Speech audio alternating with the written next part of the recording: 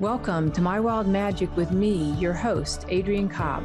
Join me on a journey back home to your truest self in this inspiring, enlightening, and entertaining show. After a near-death experience in a car crash at 15 years old, I made a choice to stay and brought back with me 3 simple truths that I found from the other side. Love is all there is. Our time is over here quicker than we think, and we all have a purpose, a soul blueprint to fulfill. On this show, you will find a higher purpose, a creative expression, and unique soul attributes that you can bring forth into this world. Stay tuned with me for the next hour and find your higher purpose on My Wild Magic, starting now. Everyone, thank you for coming on to the show today. I am Adrienne, and you're listening to My Wild Magic with Adrienne on Transformation Talk Radio. And today we have our infamous guest who comes on regularly, or my only regular is Tiffany Harelik. Yeah. So Tiffany, thank you for being on today. And usually Tiffany helps us with astrology and works with us on the astrological weather and what's happening. You can always go to her website, wiseskiescollective.com. She also does a really cool thing on YouTube where she does a Tarot Friday that gives you like an update on where you're at. So she has a lot of offerings, Wise Skies Collectives, but today one of her other multitasking things that she does, her dimensional aspects of self, is that she also works with spirits who've crossed over. She's recently had some of her own health issues and some of her own experiences, but I'll let you tell the story about spirits on the other side and some of the other intuitive work you do. Awesome. Absolutely. This is my favorite topic. I mean, I want to give you a little astrology tidbits so anybody listening can, know what's up. But before the planet burns to hell and back. Yeah. Yeah. So that you're prepared for the fall season. So I'll give you some sound bites on that. But I'm so excited to talk about psychic mediumship and how close our loved ones are on the other side. So I was glad that that I have a new story for you. Yeah. Cool. Yeah. So what's the astrology tidbit? Because now I'm so curious, I can't think about anything. Yeah, let's get that out of the way. So the astrology tidbit really is that in September, of course, we're going to have Mercury retrograde. And so this will retrograde in, Virgo and Libra. And so I think we're going to see some repeat relationship type stuff. I think that we're going to have some, of course, normal tech glitches, things like this. We've got, depending on when you're watching this, we've got a new moon coming in on August 27th, and it's going to be square Mars. It's in Virgo. So I feel like this is the time when we really do shift, maybe even harshly, into a new routine for the fall, which I'm kind of personally ready for. I'm not scared of that energy. It shouldn't be a red flag for anybody, but it feels like a really new rhythm and new routine comes in with that August 27th new moon. Then Mercury will retrograde in September. There's 2 weeks on either side of the retrograde, 2 to 3 weeks. So a normal retrograde period that we look at for 3 weeks is really more of a 7-week thing. So you're going to be experiencing the retrograde period before and after, and you'll get to revisit, revamp, revise, renew, all of the R words. And then in October and November, we have 2 huge, big eclipses. And there's a ton of data about that. But if you want to circle like the end of October, and I think it's October 25th. I'll have to look, 24th, maybe 25th. And then November 8th for the eclipses. They are in Scorpio and Taurus. And they look like something to be aware of and to plan with. Eclipses, of course, are harbingers of change. They work within the realm of the nodes, and the nodes are a point of destiny. So a lot of times around eclipses, we see people's destiny change, or their fates change, or there's a big plot twist, and it's unpredictable. And that's one of the big mysteries of astrology is we could look at the eclipses, and I could look at your chart, and I could give you an idea of what's pivoting in your life, but it's not until we look back that we can see what these eclipses meant. And so for us personally, absolutely. But for us as a nation, for us as a global being, the collective consciousness, these are moments in time that I think are really going to pivot us where it's like a new turning point. So those are the splashes of astrology I was wanting to make sure we knew about. Yeah, and I'm assuming the eclipses and the turning point, I'm just sort of like seeing it as positive. So it's just like Okay. it's a good thing. We're, yeah, heading in maybe a better direction, a turning point that could be upward versus downward spiral. Absolutely. There's that opportunity in everything. We don't have to, that old story, good, bad, who knows? It's not necessarily that they're going to portend some dark future, but what we do know is that if the karma boomerang starts coming around, right? And so we just keep planting those seeds of faith and hope and motivation and inspiration for positive change together, then that's what we're going to get. Yeah, I like that boomerang effect. Yeah, and then for anybody who's interested in the eclipse patterns, Jan Spilling has an excellent book. It's Spiritual Astrology, and you can actually look up your own lunar and solar eclipses to give you a better idea. It is a well-written book, and I think very in detailed when it comes to your North Node, like your purpose in life and your karma and stuff. But in working with Tiffany, it feels like it way personalizes it. If you were to get a chart done with Tiffany, she can take you in probably more in a more intimate way to what it really means, and also what it means in your present moment life, on that level. Yes, that's what astrology is good for, your self-development and then the timing of your life. That's how I use it. Self-development and timing for life. I like that. Yeah. Yeah. Okay. So then with the spiritual phenomenon, like the spirits from the other side. So what's kind of led up to this energy? Okay. So I started hearing, sensing, seeing, feeling spirits around 3 years old. And that's a common time for people to start sensing them. But it wasn't until way later that I developed my mediumistic side, and I trained with world-renowned mediums. And I go out to do paranormal clearings, and I go out to do conversations with your loved ones and do group readings. And I'm very comfortable in everybody else's space. But what has led up to the current story is that the paranormal activity has entered the house of Tiffany and has not let up until this last weekend. But there's lots of little stories that have led up to this. I had a client that had tortillas flying off of his shelf at his restaurant, and we went and did a big group clearing there, and it was very powerful. Again, not scared. Never once did I think we had something to worry about. I absolutely was certain that we had a loved one that wanted to come through. And 10 people got loved ones that wanted to come through. 10 people got beautiful messages of healing. So you never really know what's going on with paranormal. You can't assume that it's bad. And I have this whole spiel that I thought it was funny, which it's basically like, look, if I'm involved, if spirit has called me to you, then it's going to be because you have a loved one that has a message. It's not going to be some crazy poltergeist called the Catholic priest thing. And then I said that spiel one time, and the client was like, oh, we have a Catholic priest that does poltergeist around the corner. And I was like, oh, that's good. So usually I can detect paranormal activity and have no fear. But in our house, it has been scaring me because it's only been happening when I'm by myself and I haven't tried to check in about it or see who it is, or I'm just like letting it scare me, which is ridiculous, right? But the lights will flicker on and off, or the whole electricity will go on and off, or I'll hear like thumps from the attic, or I'll hear like different sounds, right? And so in mediumship, there's two types of, I guess you could look at mental mediumship and physical mediumship.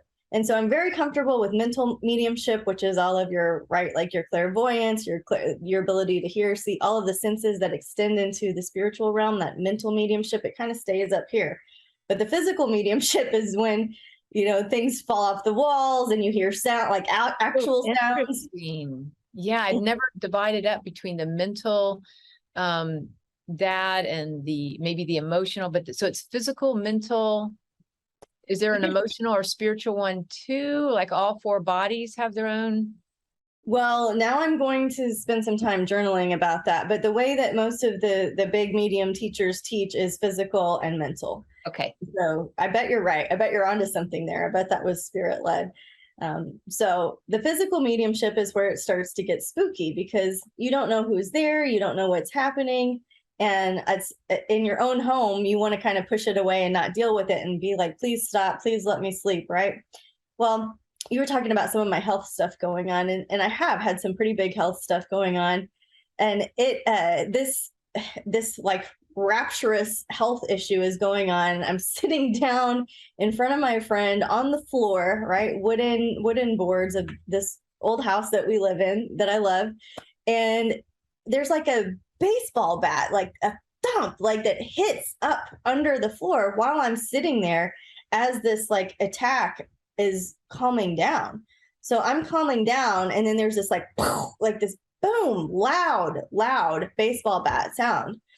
And I'm looking at her like, no way. Like then we have to start whispering because we're clearly somebody's under the house and is about to kill us, you know? And so it's like the sun is just priest that does the exorcisms. We need them now. Right. I'm a believer, you know? So we're looking at each other. We start whispering in case, but the dog, who's a pretty loud dog, has not made any, like, it's not concerned. It's not barking. It's not fussing. So we're sitting there looking at each other. We go outside. We're like trying to look under the house. There's no way anybody could have gotten under there. The dog's not barking. We're convinced it's spirit. You know, we are absolutely certain that this is part of one of the larger paranormal activities that's been going on. So I just do the only next thing I know to do. And, you know, this, my friend, my roommate that I live with, I've known her for my entire life, 40 years, right? So I know everything about her. So I've never really offered to give her a reading because how do you show somebody, you know, that... Okay. I'm sorry. I hate to interrupt you right now. It's such a good story. I'm so like, we have to take a quick break. We'll be right back in just a moment.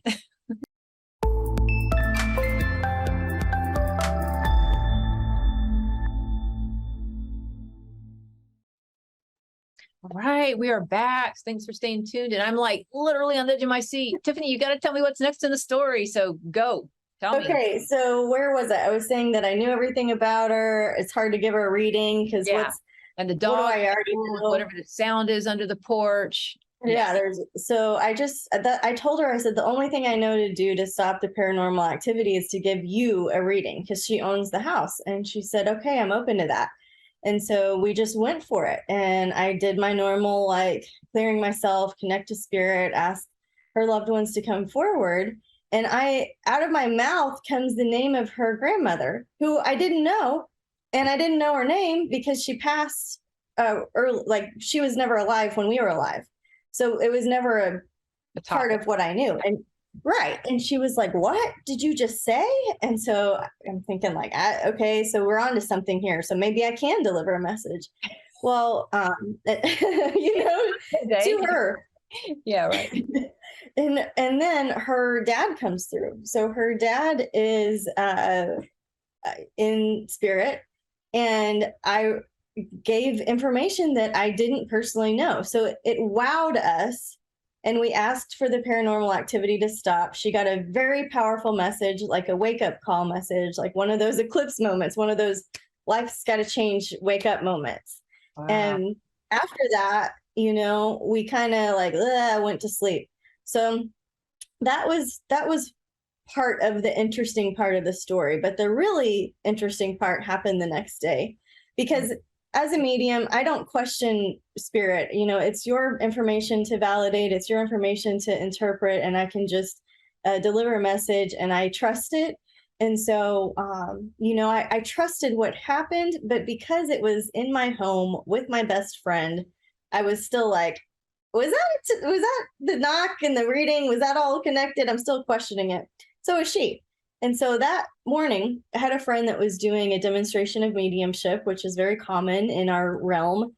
And the medium will invite people into the Zoom room, right? It's a planned event. So she'll have 20, 30, 50, whatever people in the Zoom room. Yeah. Well, it was a smaller Zoom that day. So everybody got a reading.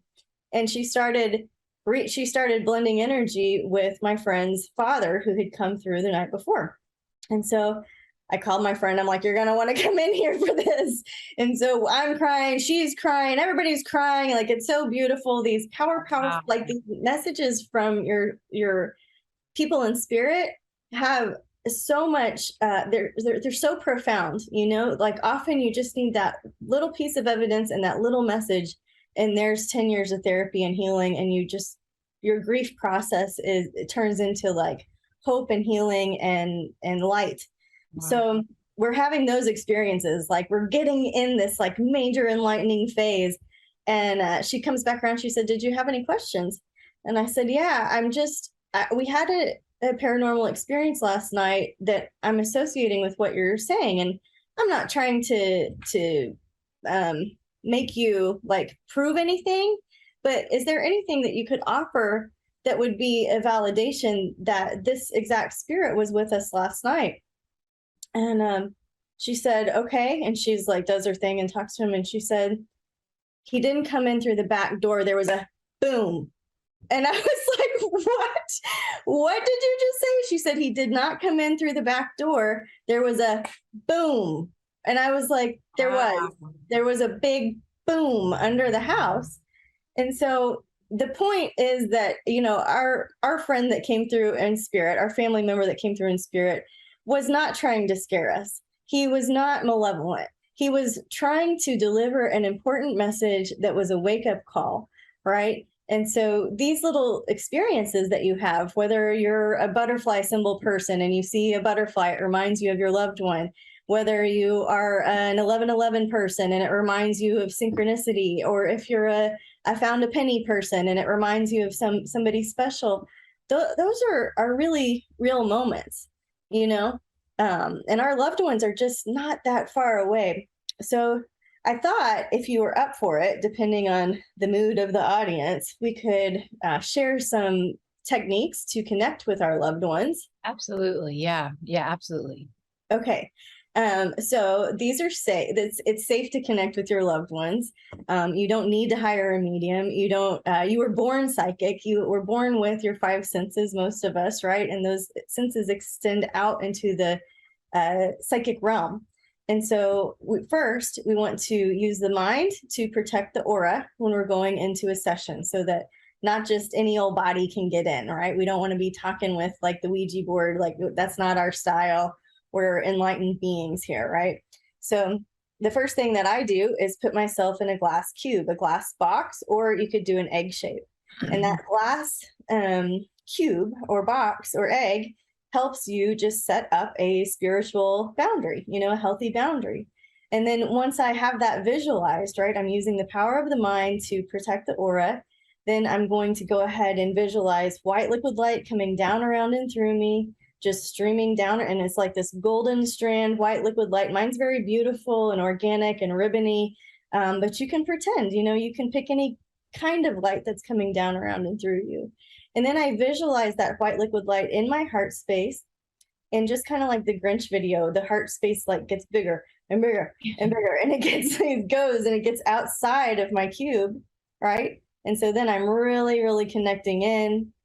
And from that point, from that clear point, I'm in kind of a meditative state, right? Everything's calm. There's no loud sounds. Maybe there's some incense going, but it's a very calm meditative state.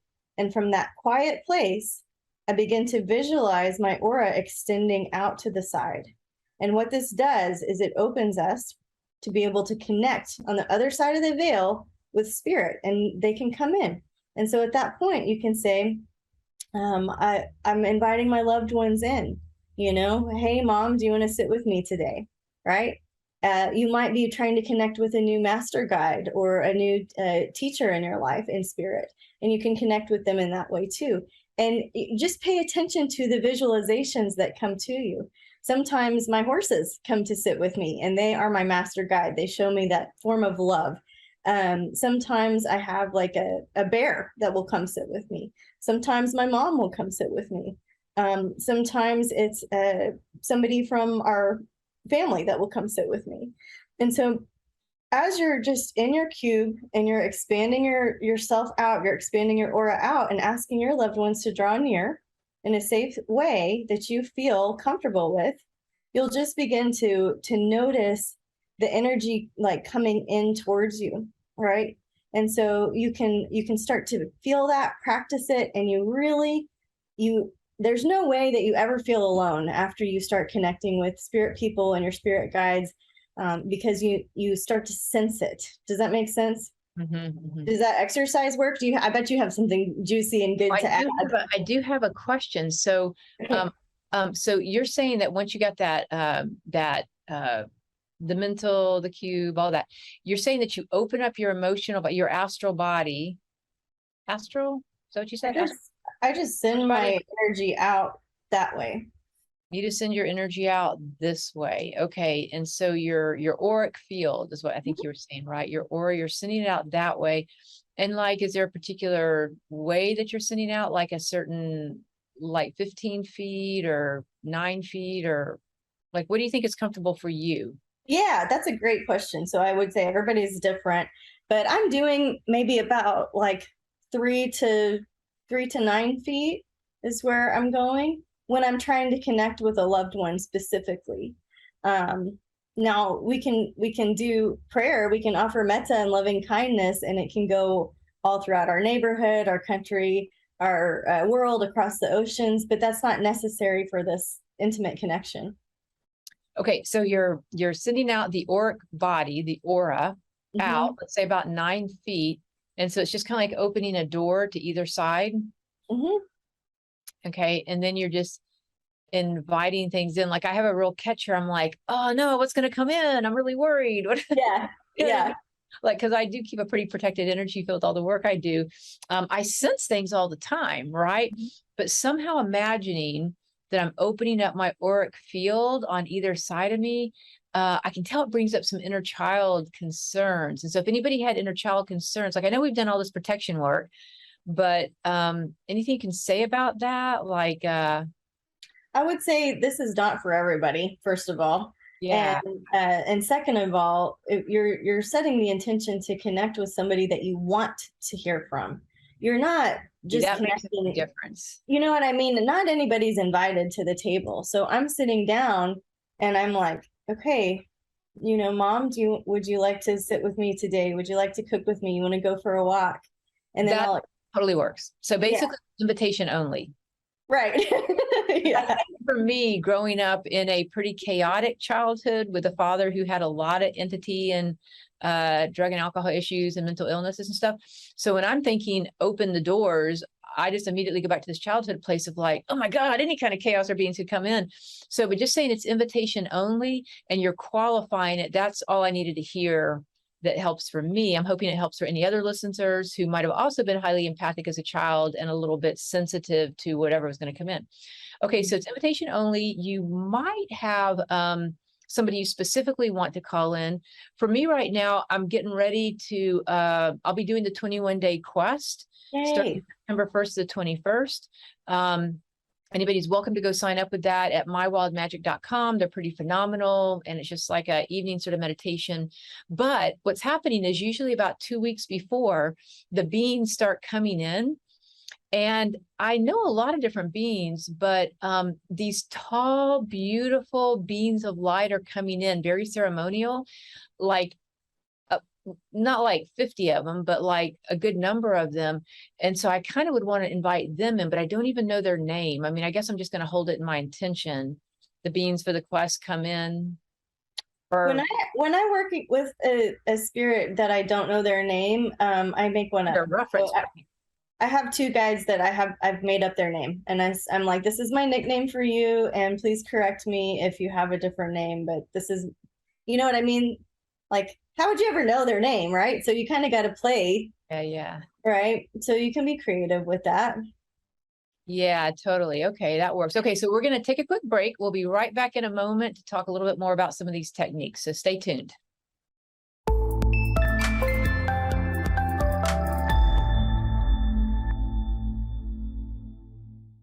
Okay, welcome back. So we are talking about different spiritual techniques that you yourself can do to connect with your loved ones on the other side, or to maybe even help other people connect.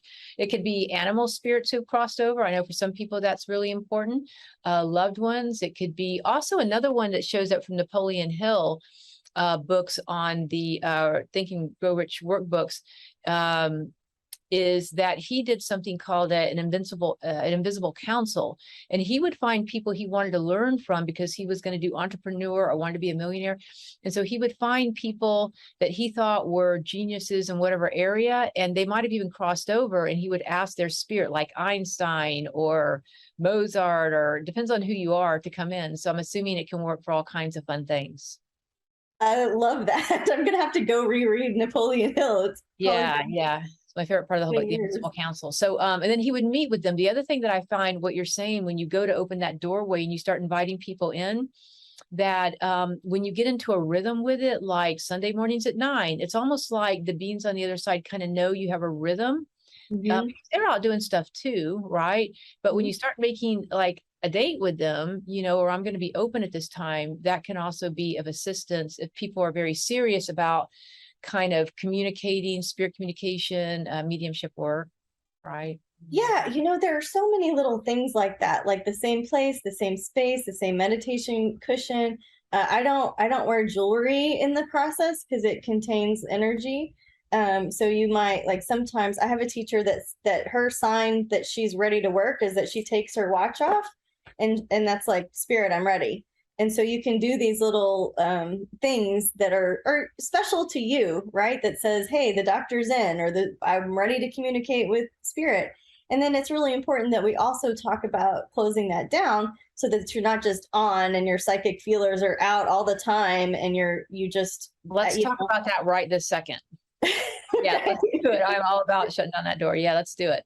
Yeah. And so when I'm done, when I'm closing things, I just have this like off switch, it's like I just turn the switch off.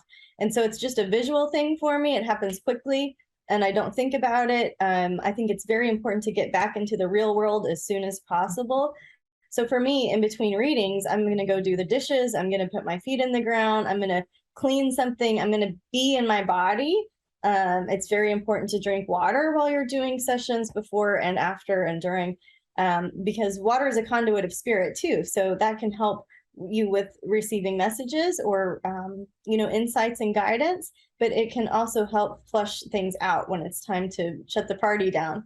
So, those are some things that I do. You can visualize a waterfall running through you. You can kind of close your cube back up. You really end with a lot of, gratitude, because you're always learning something and it's a relationship. And so there needs to be some respect built in, some humility built in. And even if you didn't get anything, you sat and practiced, and that's going to build your spiritual muscle and your psychic muscles. And so there's a lot of things that we can do to build our psychic muscles that don't feel supernatural. And so a lot of times in our psychic development classes, people are like, that's the exercise. But if we don't do it, right, then we don't have that experience to pull from. And so, you teach psychic development, and I think you have something coming up too, right? I do. Thank you. Yes. Our psychic catalyst circle. So if you want to practice your psychic development, we have an open house, meaning it's free to everybody. This one is August 30th. And we're going to be practicing on August 30th at noon Central. We're going to be practicing getting your dates and times psychically. So one of the biggest questions is like, well, how long, or when did that happen, or getting an accurate date or time for somebody. That's a big one, right? So I want to get in on that one. Okay, good. Please be my guest. And so getting dates and times psychically, there's a specific strategy and technique that we are going to practice. Together, we're going to learn, and then we're going to practice. And so it's good to be on Zoom and live for these things when you can, but we'll send everybody the replay if you can't make it. So that one's the open house. The rest of them are $22, or you can buy the whole bundle of 7 classes for $108. And the different strategies and techniques that we're going to go through, like I said, dates and times, we're going to get locations on September 13th. So how do you get a location? That one's cool.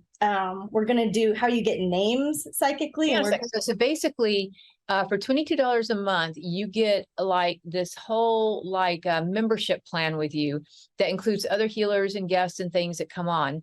And then if somebody only wants the psychic catalyst class, you're going to be doing 7 classes on these subjects, and that's what's $108. Or you just do 22 a month and you get this whole other thing with astrology and human design and intuitives and things like all kinds of other things. So 22 is really a good way to go. Okay, so kind of the 22, the psychic classes are weekly. So they're Tuesdays at noon, September 13th through October 25th. And those are $22 each or $108 for the bundle. And then our membership is different. So our membership is got it. Yeah. But the psychic catalyst classes, the reason that they're priced that way is so hopefully everybody that's ever wanted to practice can come on in.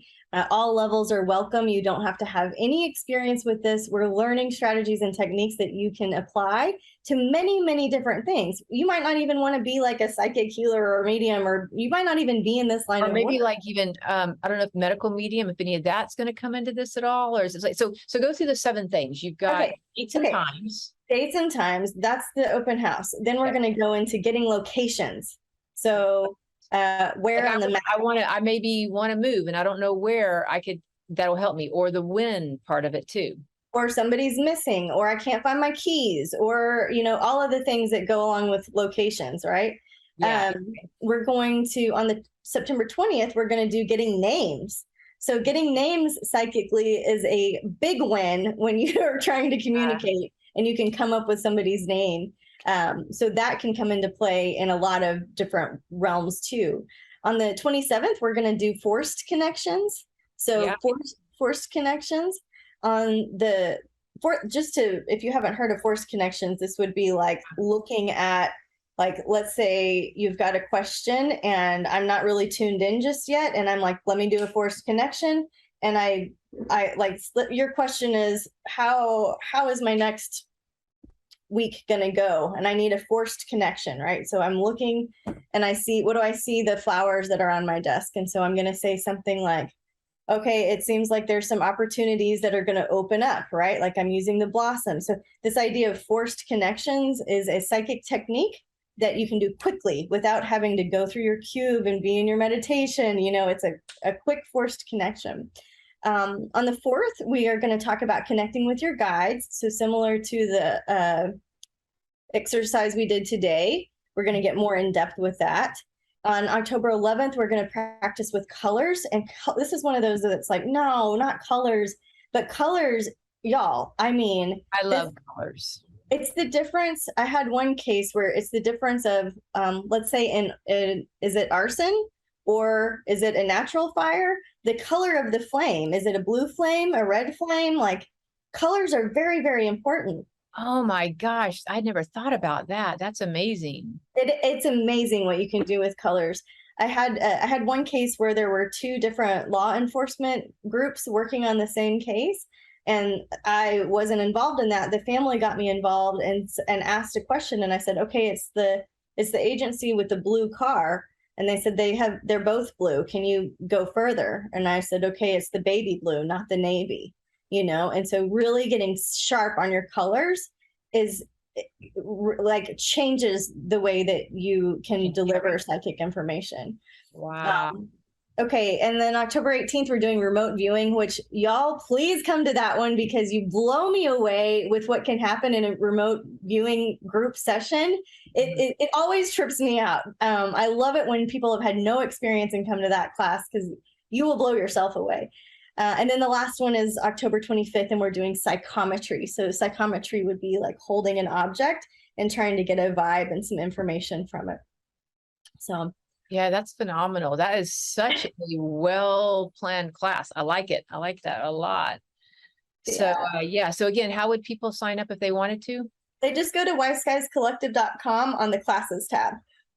Okay, got it. And it's called Psychic Catalyst. Psychic Catalyst. Psychic Catalyst. So I thought it would be fun if we tried another technique. What do you think? Yeah, let's. Yeah, okay. So this one is called the reverse blink. Okay. And what we're trying to do, so what we're going to do is close our eyes. So if you want to play along, you can close your eyes now. No protection or guidance or anything is going on. We're just closing our eyes. And then just for a quick second, just a snap of a finger, you're going to open your eyes and close them. So on 3, 2, 1, open your eyes and close them. And then try to remember exactly what you saw in that second. And so you can go ahead and flutter your eyes open, but you get the idea of the practice of it. You just have this moment, right? And that moment is kind of how I receive things clairvoyantly. So if you can get a bunch of information, retain it, and be able to describe it accurately through that exercise of the reverse blink, man, you are really just elevating yourself in the psychic with your own psychic development gifts. So similarly, how that works, like when people tell you to keep a dream journal, right? That's another one that that is very helpful. So when you're doing a dream journal, you're recalling some information from another realm that can really help you with your psychic development too. Mm-hmm. So yeah, so I love that quick thing. So basically, when you do the snapping of the eyes open and close, you're just trying to say whatever sort of comes forward, like out of all the different information. It's just So when I like did my weird eye open thing, like I could see my computer, I could see my flowers, I could see a little bit of outside, I could see my bookshelf. But what I really want to be able to go to tell you something more. What's the title of the book? What are the colors of the books? What is the pattern on the picture? What type of flower? What color is it? You know what that also kind of reminds me of is where you read a book just with your fingers, like you're just scanning a book, kind of a photographic memory thing. Yeah. You just scan through the book and then you retain all the information, but you're not ever stopping on a word. You're just scan, and it's going in because the brain does pick stuff up. So we're going to go to a quick break. We'll be right back with more fun techniques on how to connect to loved ones.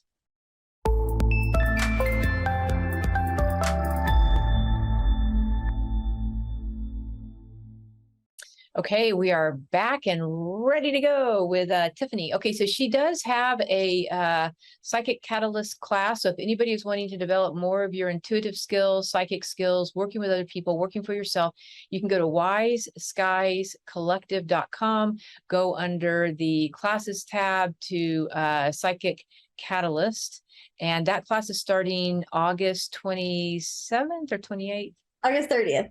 August 30th. Okay, August 30th on that. So definitely check that out pretty soon. Okay, so what's another technique? Okay, so another technique. Let's see. Let me scroll here.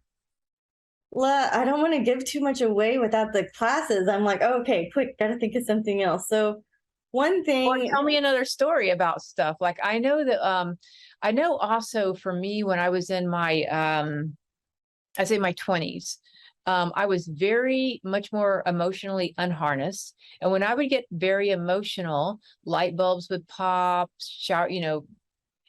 curtains would fall, and I would get spooked and think it was a spirit or something negative in the space or whatever, you know what I mean?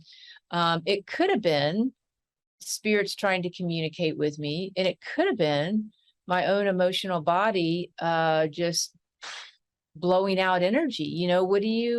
What's kind of your read on that to kind of discern the difference when somebody's actually creating the phenomena because their light body, their electrical body is supercharged for whatever reason and not very harnessed, and it blows their computers, their car horns go off, electrical bulbs go, things fall in a room, versus spirits trying to communicate with us through some of these happenings?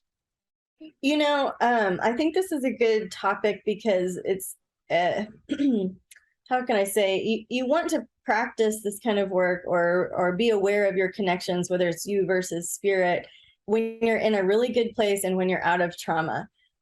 So if you're in trauma and drama and a crazy time in your life, that's not really the time when you're trying to connect with your guides. Like, you're just too open and crazy. You want to work through your own personal development. So this is part of a broader spiritual development thing.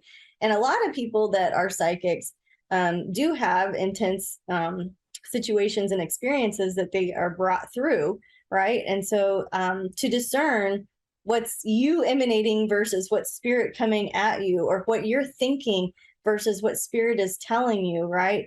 There are a couple of strategies for that too. So if you are asking a question to spirit and the answer comes before you're done talking, that's spirit.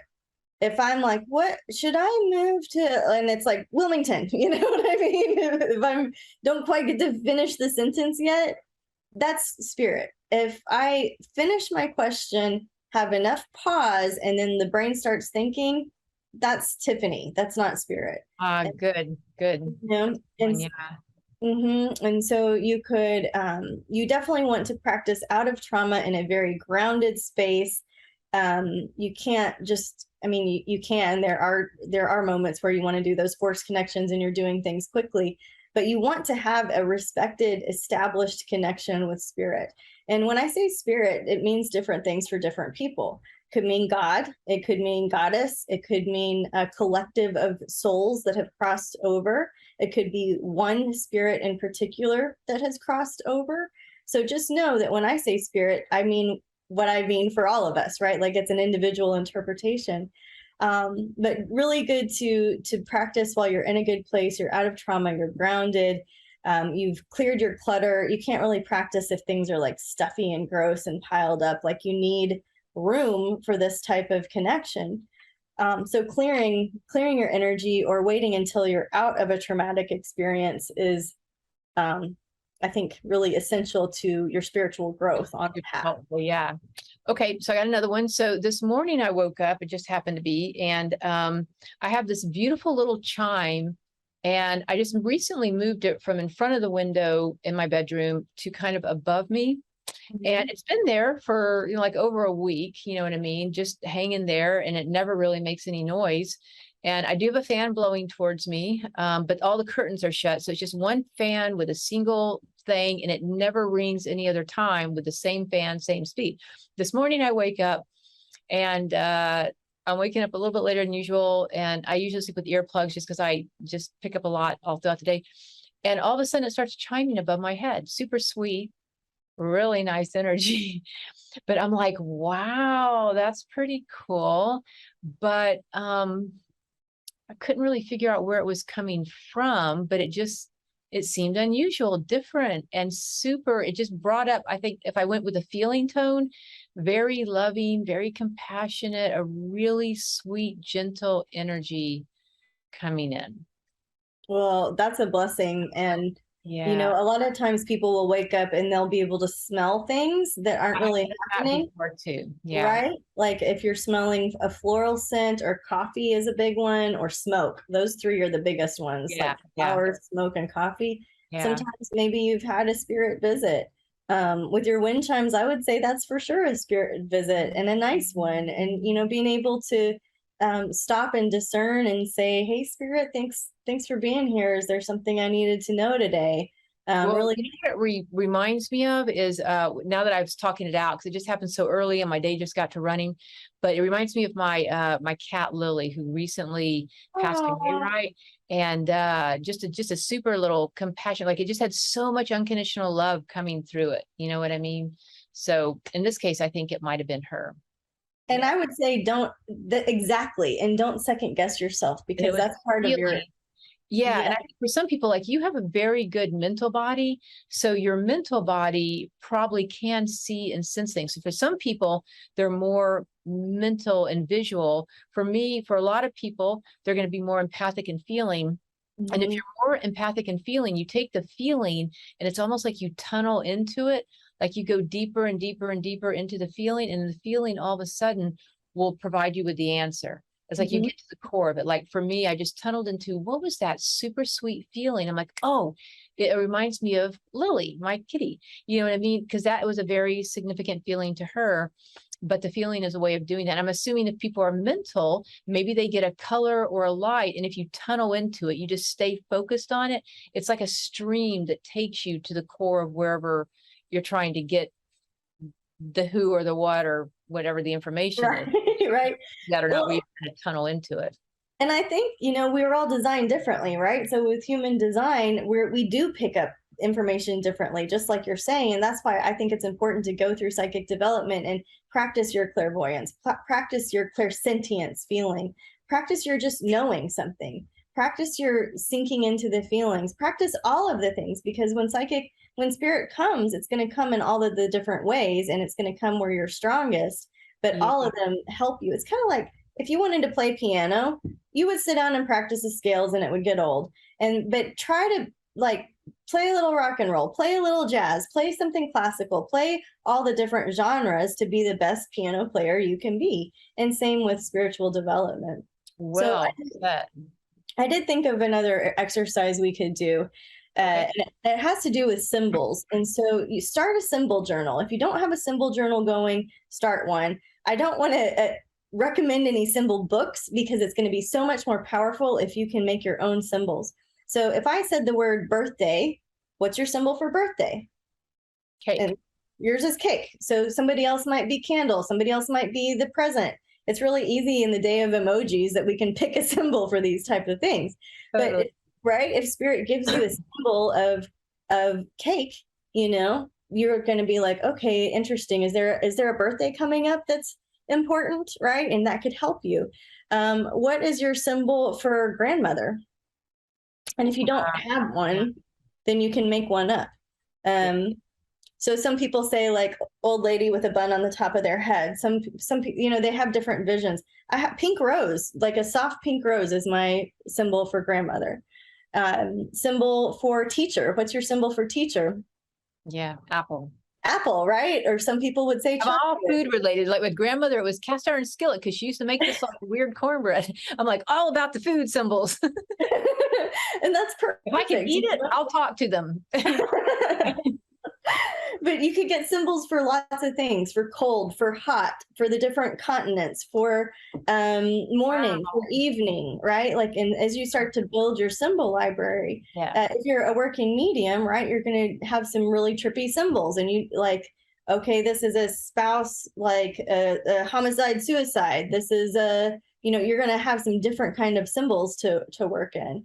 But go ahead. Yeah. So actually on Mind Valley, Jim Quick teaches on how to develop the brain, like having a super brain. And one of the things is symbols. Pick out the symbols that mean something to you. And that becomes a hook that you can relate to very quickly in the brain is develop symbols. So it actually even helps the brain power. So we're coming to a close. Okay. So if you want to check out Tiffany's Psychic Catalyst class, go to wiseguyscollective.com. If you want to check out the upcoming 21-day virtual quest I have, go to mywildmagic.com. I have loved this class so much. Thank you so much for being on. I've learned a ton, so thank you. Thank you for having me. All right. Thanks for tuning in to My Wild Magic with me, your host, Adrienne Cobb. Each one of us has a soul purpose on this earth and a higher purpose full of creative expression and unique soul attributes. Make sure to tune in next week on transformationtalkradio.com to continue your journey home to your truest self and pursue the path of unconditional self-love. If you would like to learn more about me, visit mywildmagic.com. Again, that's mywildmagic.com.